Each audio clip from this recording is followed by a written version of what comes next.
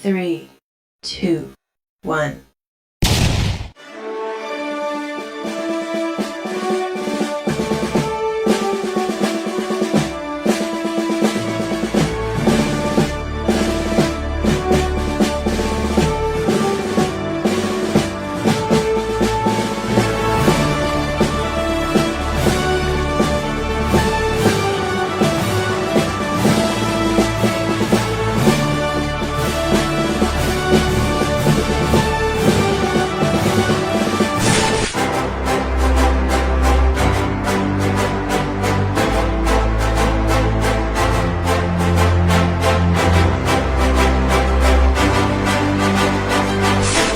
Kumusta mga misamisnon? Sa atong parayon nga pagulagway sa mga kalihukan o inisyatiba nga giatiman ni Working Governor Henry Waminal alang sa hingpit nga katumaran sa bisyon Asenso Misamis Occidental. Inirubay ni Dos sa iyang opisina sa Kapitolyo kauban sa mga doktor sa probinsya o mga department heads. Gikatagbo ni Working Governor Henry Waminal ang mga representante sa One-Mark Engineering Technologies Incorporated, usa ka kumpanya na nagsupply og medical equipment, hospital furniture ug technical na solusyon alang sa mga ospital ug healthcare facilities. Tumong sa mong panagtagbo ang pagpresentar sa usa ka proposal sa modernong kagamitan ug pasilidad para sa Asenso Misamis Occidental Medical Center o EMOMC kabahin sa paningkamot sa probinsyal nga kagamhanan sa pagpaayo sa serbisyo sa panglawas. Lakip sa gipropose ang mga kagamitan og furniture alang sa emergency room, laboratory ug blood bank, ingon man sa operating room, intensive care unit, post-anesthesia care unit, neonatal ICU ug pediatric ICU. Sumala ni Working Governor Waminal ang maong mga medikal nga kagamitan dakong tabang sa pagpalig-on ug pagmodernisa sa EMOMC aron ang mga misamisnon makadawat og mas paspas, epesyente ug kasaligan nga serbisyong medikal dinhi sa Misamis Occidental. Ang maong lakang nagpakita sa liderato sa Working Governor sa pagpalambo sa healthcare services pinaagi sa panag-uban sa gobyerno o pribadong sektor aron mas matubag ang panginahanglan sa katawhan. Pagkaugma Enero 23 sa lungsod sa Sabang Dalaga, kitambungan ni Working Governor Waminal ang groundbreaking and feng shui ceremony sa pagasugdan nga 200 million solar power plant kauban si Vice Mayor Donji Animas, mga local officials ug ang Board of Directors ug General Manager Samuel C. Wan.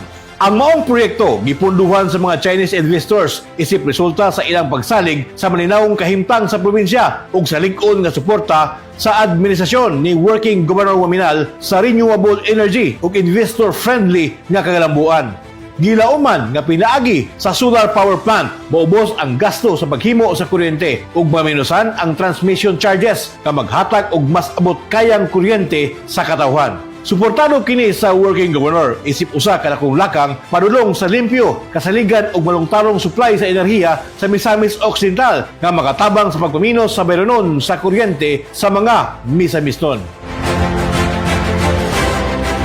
Human sa mong kalihukan dito sa KSK Tangub City, kauban sa mga board members o mga mayor, gipangunahan ni Working Governor Waminal ang pagdawat o pag-abi-abi sa delegasyon sa Korean investors alang sa tulo kaadlaw nga exploratory visit sa Misamis Occidental. Ang delegasyon naglakip nila Charlie Wee, Special Advisor sa Philippine Economic Zone Authority o PIZA ug Mindanao Development Authority o BINDA, Seong-Soo Kim ug Yi-ji Yoon sa Kyung Enrich Corporation ug Tony Mo Lee, Chief Producer sa 4M Media Entertainment Group.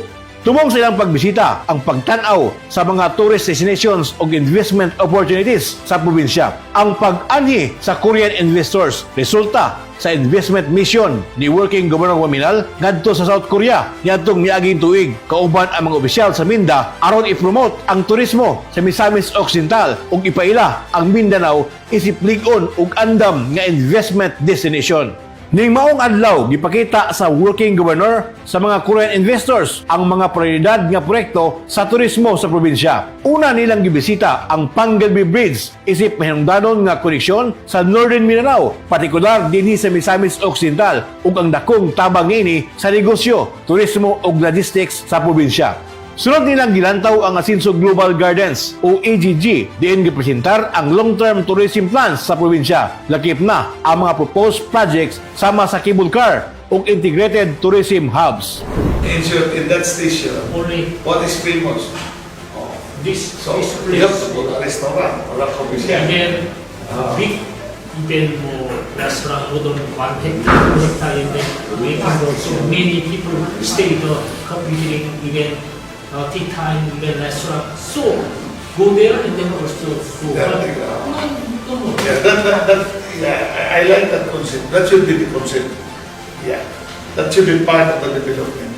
Gibisita usab nila ang Asinso Misamis Occidental Recreation and Adventure Park o Amurap sa Sinagaban. Nga giila isip usa ka ecotourism ug recreation-based development site nga gilauman makahatag og trabaho ug makabalasig sa lokal nga ekonomiya. Human sa site visits, gipangunahan sa working governor ang usa ka evaluation session sa Amurap aron hisgutan ang potensyal sa mga proyekto o posibleng partnerships. Diyan gipalayag sa mga investors ang positibong pananaw sa kaluwasan sa probinsya, ang long-term viability ug ang kusog nga ecotourism potential sa Misamis Occidental. I thinking the small scale the Misamis Occidental Resort and the Global Garden. But today I inspection the governor together. I mistake the very big scale. Also I mistake the first in the thinking the no more even develop the no more making the only please invest thinking the I mean then always I don't like the first thinking but today inspection the very good. Matod pa sa working governor nga ang pagbisita sa mga Korean investors sa Misamis Occidental, usa ka klarong timaan nga andam ug adunay kapasidad ang Misamis Occidental sa pagdawat og international investments. Kini matod niya bunga sa panaghiusa og suporta sa tanang sektor aron masiguro ang kalampusan sa mga proyekto sa probinsya. With that obstacle, no, with that challenges, at least we are glad today that we still have these Korean visitors who are our prospective investors. Through our efforts, we are still now on the process of coordinating, negotiating with possible investment here. Enero 24, gipalayo nila working governor Waminal uban sa mga Korean investors ang pagsuroy sa uban pang mga tourist destinations ug agricultural sites sa Misamis Occidental. Una nilang gi-inspeksyon ang gipropose nga golf course sa Amurap o gibisita ang Pinuan Falls sa Don Victoriano ug ang 2.5 ka hektarya nga Arabica coffee seedlings sa sitio Gilian sa barangay Nueva Vista aron tan-awon ang potensyal niini alang sa pamuhunan sa coffee production. Ilaw usab gibisitahan ang 2 ka hektarya nga cacao farm sa Jimenez. Diin gilantaw ang posibilidad sa value-adding partnerships. Tumong niini nga mapalig-on ang kita sa mga mag-uuma, pinaagi sa kapital, teknolohiya ug mas lapad nga market access. Gibisita usab nila ang sa Pagdalaga Falls, Kaluya Floating Cottages ug uban pang eco parks, baybayon ug resorts sa probinsya aron ipakita ang daghang oportunidad sa turismo sa ingon ma-evaluate sa mga investors ang posibilidad alang sa long-term investment potential sa probinsya. Enero 25, ang katapusang adlaw sa exploratory visit. Gisuroy sa delegasyon ang Amurap Coastline, isip posibleng lugar alang sa Coastal Golf Course Development. Gitanaw usab nila ang Asinso Wellness Park, Kuta Shrine ug Kuta Fort sa Usamis nga nagpakita sa kusog nga urban tourism assets sa syudad. Ang tulog ka adlaw nga exploratory visit sa Korean investors nagpaligod ug nagpalapad sa partnership tali sa Misamis Occidental ug sa Korean investors samtang gila ang mga oportunidad sa turismo, agrikultura ug value-added investments alang sa dugang kaayuhan sa Misamis Occidental. Enero 28 sa Makati City, isip chairman sa RDC-10, gitambungan ni Working Governor Waminal ang special board meeting sa Southern Philippines Development Authority o SPDA. Sa mong meeting, giaprubahan ang dagkong proyekto nga nagpunting sa pagpalambo sa ekonomiya ug panginabuhi sa Muslim communities ug ubang lugar sa Mindanao. Sakip sa giaprubahan ang agro-industrial programs sa Lanao del Sur, poultry expansion projects sa Zamboanga City ug Davao del Sur ug pagtukod og business centers ug eco zones sa Coronadal, Pulumulok ug Zamboanga City. Giaprubahan usab ang Mindanao-wide survey og titling sa mga yuta sa SPDA aron andam sa mas daghang proyekto ug puhunan sa umaabot. Matod sa working governor, pinaagi sa SPDA ug panaghiusa sa mga leader sa Mindanao, mapanapdan pa ang oportunidad sa tanang komunidad, labi na sa Muslim communities ug masuportahan ang inclusive development ug malungtarong kalambuan sa Rehiyon 10.